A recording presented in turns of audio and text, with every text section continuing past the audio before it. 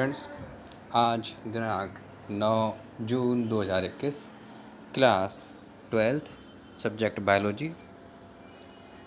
प्यारे बच्चों, हमारा लेसन चल रहा था, लेसन नंबर 5, वंशागति एवं विभिन्नताएं, जिसमें हम लोगों ने अभी तक कई सारे बिंदुओं पर चर्चा करी, जिसमें रुधिर वृक्कों की वंशागति के बारे में हमने जाना था और कई सारे क्रॉस हम लोगों ने इसमें करके देखे थे। अब हम उसके आगे कुछ महत्वपूर्ण बिंदुओं पर अध्ययन करेंगे। देखिए, सबसे पहला पॉइंट है सुजेनेरिकी यानी यूजेनिक्स। ये क्या है? तो चलिए जानते हैं कि मनुष्य में आनुवंशिक लक्षणों को सुधार करके एक स्वस्थ व रोग प्रतिरोधी मानव जाति का विकास करना सुजेनेरिकी अर्थात यूजेनिक्स कहलाता है। और समझ में आई होगी कि आनुवंशिक लक्षणों को सुधार करके मतलब उसके जीन्स में सुधार करके, मान लीजिए उसमें कोई डिसेबिलिटीज़ है, डिसेबिलिटीज़ मतलब यानी कि कोई बीमारी है, तो आप उस डिसेबिलिटी को दूर करके वैज्ञानिक रूप, जो वैज्ञानिक होते हैं, वो साइंटिस्ट जो होते हैं, वो उन जीन्स को हटाकर फिर नया जीन्स लगा देते हैं। ये प्रोसेस है, अभी आगे आपके उसमें आएगी कि क्या प्रोसेस होती है। ये रिकॉम्बिनेंट डीएनए टेक्निक के माध्यम से ऐसा होता है।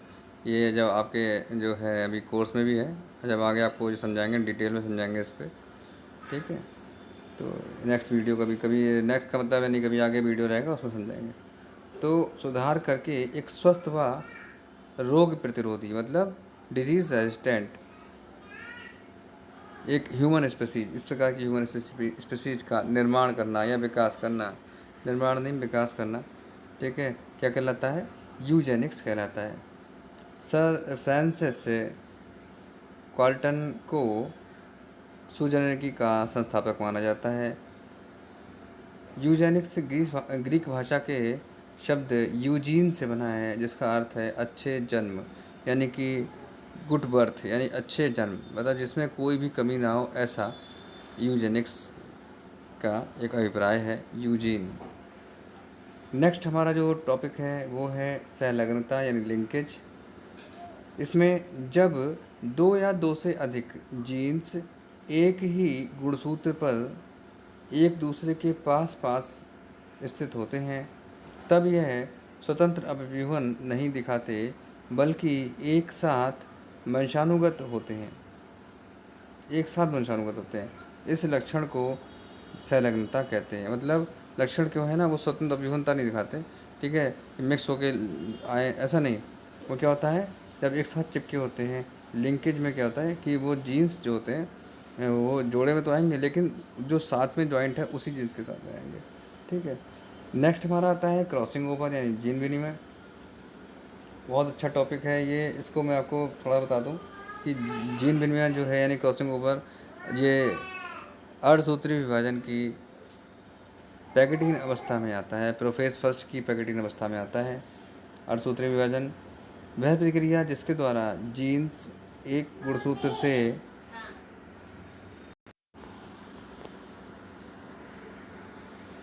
अपने दूसरे समजात गुणसूत्र पर उपस्थित जीन्स के साथ आदान प्रदान करते हैं, मतलब एक्सचेंज करते हैं। और किसका एक्सचेंज करते हैं?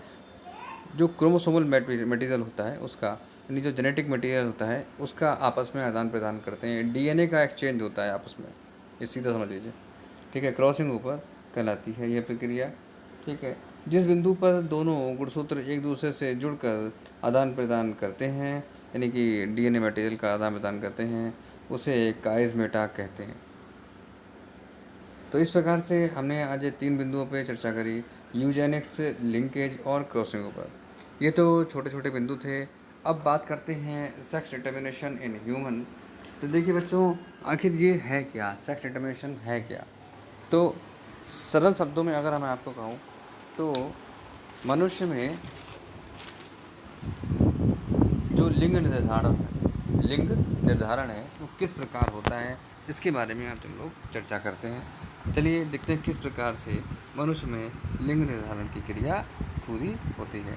देखिए, ये तो आपको पता है कि मनुष्य में 2 प्रकार के जो हैं सिम्टम्स हैं, एक मेल एक फीमेल। तो आखिर ये मेल फीमेल का प्रोसेस है क्या, कि किस प्रकार से जो है ये मेल का प्रोडक्शन या फिर मेल का फॉर्मेशन और फीमेल का फॉर्मेशन किस प्रकार से होता है। यही है सेक्स डिटर्मिनेशन, सेक्स का डिटरमाइन होना या निर्धारण होना, ठीक है, कि वो फीमेल है या मेल है, किस प्रकार से होता है। चलिए जानते हैं। मनुष्य की कोशिकाओं में 23 जोड़ी गुणसूत्र अर्थात 46 गुणसूत्र, कुल कितने हुए 46। याद रखिएगा, कई बार पूछा जाता है और पूछ भी लूँगा मैं किसी दिन आपसे कि 23 जोड़ी हुआ तो जोड़ी में एक दो हो गए, ठीक, एक जोड़ी में तो कितने हो गए, 23 दूनी 46, तो कंप्लीट 46 गुणसूत्र होते हैं। और ये गुणसूत्र दो प्रकार के होते हैं। अब ये 23 जोड़ी हैं, समझ लीजिए 23 जोड़ी गुणसूत्र हैं, तो जोड़ी में तो कितने, दो प्रकार के गुणसूत्र होते हैं। नंबर 1 होता है ऑटोसोम्स और नंबर 2 होता है सेक्स क्रोमोसोम। देखिए जब बात ऑटोसोम्स की हो रही है तो ये 22 जोड़ी ऑटोसोम्स होते हैं, यानी कि दैहिक गुणसूत्र होते हैं। और बात है जब सेक्स क्रोमोसोम की या लिंग गुणसूत्र की, तो ओनली वन, तो जब 22 वहाँ तो एक बचा तो केवल 23 हो गए, तो क्या ओनली वन, यानी एक जोड़ी जो गुणसूत्र होते हैं वो कैसे होते हैं, सेक्स क्रोमोसोम होते हैं। अब मनुष्य में 22 जोड़ी ऑटोसोम्स और एक जोड़ी सेक्स क्रोमोसोम पाए जाते हैं। स्त्री तथा पुरुषों में ऑटोसोम्स समान होते हैं। मतलब देखिए जितने ऑटोसोम्स यानी 22 जोड़ी हैं, तो 22 दूनी 44 गुणसूत्र और स्त्रियों और पुरुषों में समान होते हैं, ठीक है। अब बच्चे कितने, एक एक जोड़ी यानी कि दो दो क्रोमोसोम, तो वो थोड़ा सा अंतर, मतलब कि नर में लिंग गुणसूत्र और स्त्रियों में क्या होता है, अपेक्षा विषम रूपी होते हैं। अब स्त्रियों में आप सीधा समझ लीजिए कि ऑटोसोम्स सारे ही ऑटोसोम्स होते हैं, ठीक है, और यानी कि सारे ही डबल एक्स होते हैं। और पुरुषों में क्या होता है, 22 जोड़ी दैहिक गुणसूत्र होते हैं, ठीक है, और एक लिंग गुणसूत्र होता है, वो विषम होता है। तो जो नर है उसमें जो लिंग गुणसूत्र होगा वो स्त्रियों की अपेक्षा विषम रूपी होता है। तो यानी कि अब आप यहाँ आगे देखेंगे।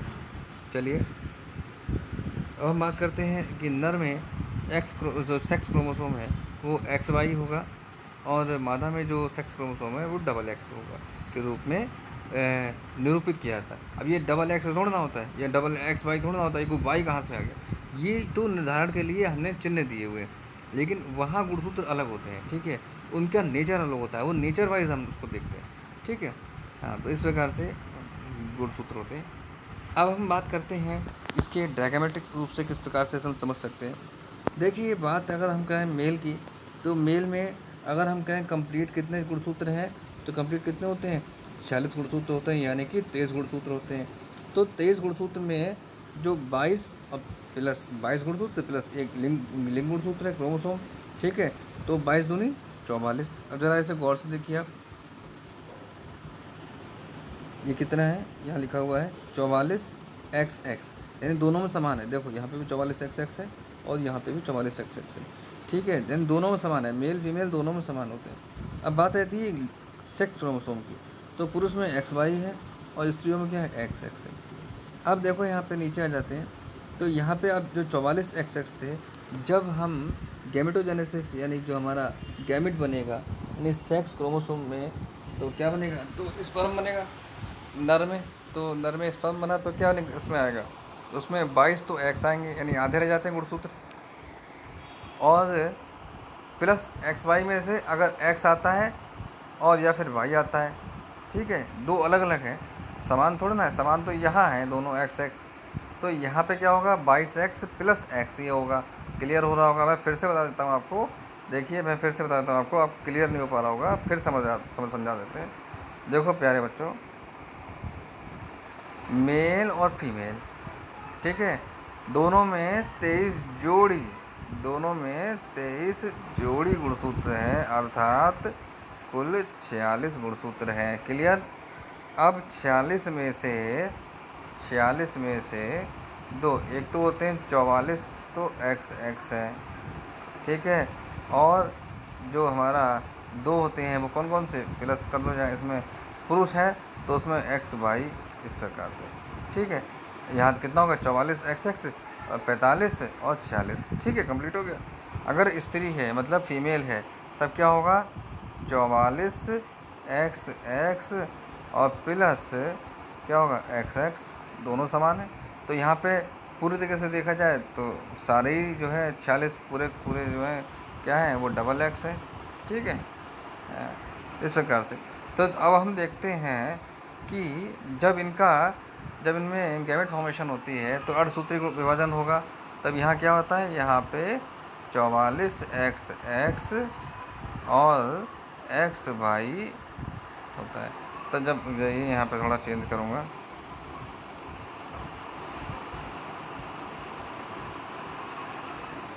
देखिए XX हुआ, तो यहाँ से क्या होगा, यहाँ से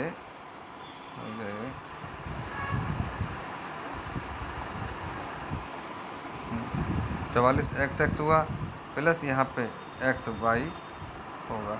ठीक है, यहाँ पे क्या है 44XX और प्लस XX होगा। ठीक है, यहाँ पे भी प्लस और यहाँ पे भी प्लस। अब जब इनके गैमेट बनेंगे तो क्या बनेंगे, 22, सॉरी यहाँ पे सही कर लो इसको,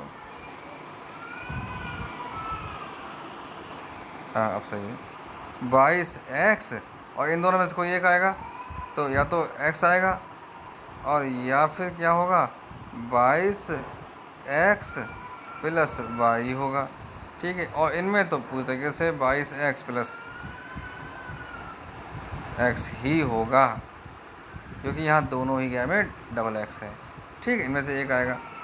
तो आधे गुणसूत्र आते हैं, सबको पता है। ठीक है, आपको ही पता है, मैंने कई बार बताया हुआ है। तो जब हम इनका क्रॉस कराते हैं, यानी कि 22X प्लस X का क्रॉस कराते हैं स्त्री के 22X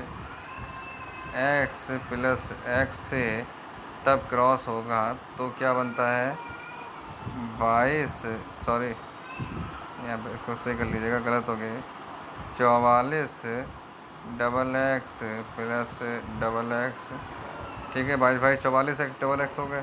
ठीक है, और यहाँ XX कितने हो गए, डबल X हो गए। तो ये क्या बना, ये लड़की होगी, ये फीमेल होगी, जो बच्ची होगी ये फीमेल होगी।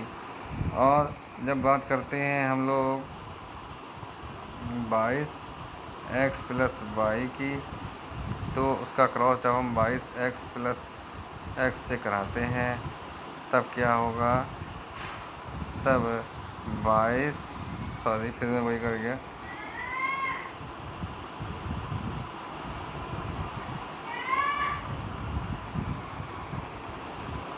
44 डबल X प्लस XY, तो 45 46 हो गए पूरे कंप्लीट। ठीक है, तो अब यहाँ पे क्या है, ये एक मेल होगा, यानी लड़का होगा, इस प्रकार से। क्योंकि यहाँ पे जो ये Y है ना, ये उस X से डिफरेंट Y है। ये ही जो एक गुणसूत्र है, एक जीन है, ये ही रिस्पॉन्सिबल है किसके लिए, लड़का होने के लिए रिस्पॉन्सिबल है। समझ गए, तो ये एक ख़ास गुण है। इसलिए जो कि मेल फीमेल में डिटर्मिनेशन के लिए, तो ये सेक्स डिटर्मिनेशन ह्यूमंस में इसी प्रकार होता है बच्चों। चलिए इसके आगे हम लोग जरा अध्ययन कर लेते हैं। देखिए, ये तो हमने समझ लिया कि संतान पुत्र है कि पुत्री। इसको हमने के बाद रीडिंग कर लेते हैं कि पुरुषों में 2 प्रकार के स्पर्म बनते हैं, 22X प्लस X और 22X प्लस Y। इसके विपरीत स्त्रियों में सभी युग्मक समान होते हैं, अर्थात प्रत्येक ओवम में, यानी कि जो अंडाणु है उसमें 22X प्लस X गुणसूत्र ही होते हैं। अब यदि 22X प्लस X वाला शुक्राणु 22X प्लस X वाले ओवम से फ्यूज होगा या होता है, तो होने वाली संतान पुत्री होगी, यानी 44X, मैंने आपको बताया था 44 double X plus double X होगी।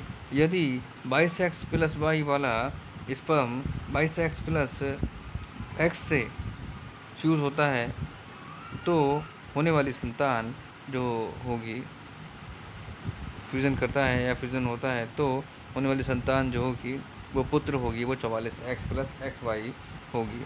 इससे स्पष्ट होता है कि मनुष्य में Y गुणसूत्र नर लिंग निर्धारण के लिए उत्तरदायी है।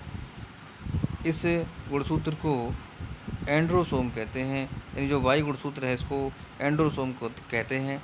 चूँकि नर में दोनों प्रकार के गैमेट बराबर 50% एक्स और 50% वाई होते हैं और मादा में सभी गैमेट समान अर्थात केवल एक्स प्रकार के होते हैं। गैमेट अंततः यह गैमेट होते हैं, अतः उत्पन्न संतानों में दोनों लिंगों के उत्पन्न होने की संभावना 50% होती है और इसका पूरा जो उत्तरदायी वो पुरुष होता है। ठीक है, इस प्रकार आज हम लोगों ने सेक्स डिटर्मिनेशन इन ह्यूमन की जानकारी प्राप्त करी। आई थिंक ये वीडियो आपको बहुत अच्छा लगा होगा, समझ में भी आया होगा और आशा करता हूँ कि आगे भी आपको ऐसे वीडियो मिलते रहेंगे। ठीक है, चलिए आपको इसको कॉपी पर नोट करना है। ठीक है, अगर कहीं करेक्शन करना होगा तो आप कर सकते हैं। जैसे कि यहाँ पे अभी मैं देख रहा हूँ, यहाँ पे ये जो है यहाँ लिखा हुआ है 22x + y, इसको आप लोग x कर लीजिएगा। ठीक है, यहाँ x कर लीजिएगा। ठीक है, वो मैं वहाँ ठीक कर दूँगा PDF में। चलिए ठीक है, थैंक यू सो मच।